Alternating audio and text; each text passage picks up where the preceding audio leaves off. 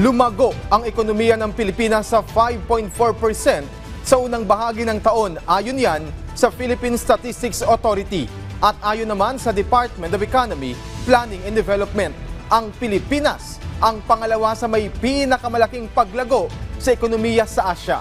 Si Christian Bascones ng PTV sa Balitang Pambansa. Christian. Yes, Alan, alam mo, tumaas ang gross domestic product o GDP ng bansa sa 5.4% mula sa 5.3% ng last quarter ng taong 2024.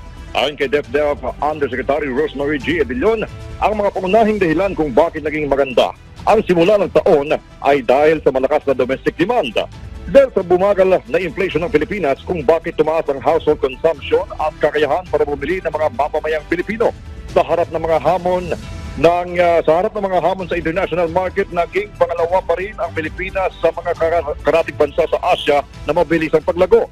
Mga malalaking investment sa agrikultura tulad ng irigasyon at murang bentahan ng bigas ang ilan sa mga hakbang ng pamahalaan sa ilalim ng administrasyon ni Pangulong Ferdinand R. Marcos Jr. na nakatulong sa paghatak sa mga bilihin pababa kung kaya tumaas ang domestic consumption.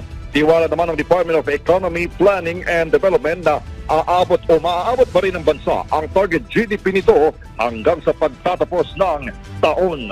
Yan na muna ang ulat mula sa PSA. Balik sa iyo, Alan. Maraming salamat, Christian Bascones ng PTV.